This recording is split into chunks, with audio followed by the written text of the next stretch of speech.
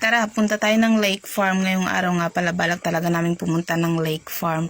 At ito nga, bago nga kami pumunta dyan, dumaan muna kami ng Dacoco Eatery. Dito lang yan matatagpuan sa may Nueva Ecija, malapit sa Pantabangan. And kumain nga muna kami kasi nga alas 10 na kami umalis dito sa bahay, mag-11 na, kaya dumaan na lang kami ng Dacoco para kumain.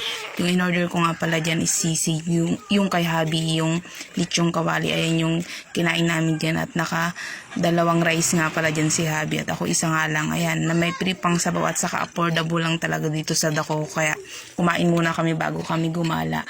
At ito nga, entrance ng lake farm. Dito lang yan matatagpuan sa may Pantabangan, Nueva Ecija. At meron nga din pala silang sasakyan dito kasi nga malawak tong lake farm na to. Kaya kung marami kayo, pwede lang yung gamitin yun. At ito nga, pagbungad mo pa lang, ito na yung view makikita mo. Napaka-colorful na agad. At meron nga pala silang restaurant dyan sa gilid niyan.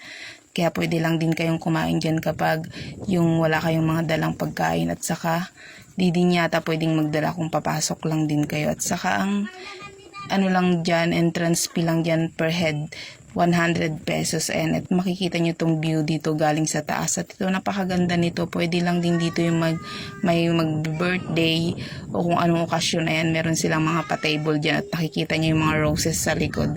Ito nga, pumunta kami dito, mag-picture sana ako dyan sa may heart na yun, na maraming bulaklak, kaso parang under construction, kaya hindi na nga ako tumuloy yan, baka may masira pang lalo. At ito nga, ito yung 5,000 roses nga na yan. Tapos hinawakan ko nga yan, akala ko totoong rose, yun pala, ano lang pala siya, plastic lang. At pumunta nga kami dito sa taas niyan, yan, medyo mataas din yan, pero pinuntahan namin ng cute kasi, saka ang gaganda ng bulaklak dyan sa taas, dyan sa gawi dyan, makikita nyo yung view maganda. At may mga swimming pool lang din sila dyan, ayan o, napaka ganda ng view pag nandito ka sa taas. Nasa tuktok kami yan. Ito nga, bumaba na kami ng mga oras na yan. Ayan, makikita nyo may mga booth din dyan.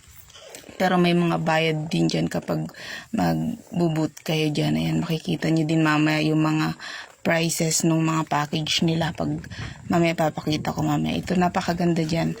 Yan, kahit kainitan talaga, hindi talaga ako naiinitan kasi nga ang hangin lang talaga dyan, mahangin. Ito, may pa-fountain pa sila dito. Ayan, sa gawi dito. Ayan, pumunta na kami dito sa pinakang, malapit sa pinakang baba. Nasa gitna na kami ng part niyan. Pero ang ganda, nagtambay lang kami dyan sa duyan kasi nga kahangin lang dyan. Ang ganda lang talaga, makaka-relax ka talaga pag nandito ka. Ayan, makikita mo talaga yung lake dyan. Kasi ang ganda ng view. Tingnan nyo naman, oh. Ang ganda magduyan dito. At ayan yung view pag nandyan ka sa duyan na yan. Napakaganda ng view. Ayan po. At ito nga, makikita nyo na yung mga ano nila, family, barkada room. Yan po yung mga ano, saka package prices nila yan. Ito, meron din couple rooms. Kayo na lang mamili kung gusto nyo pumunta. At ito yung mga artistang pumunta dito at mga vlogger dito sa may lake farm. Ayan, napakaganda po.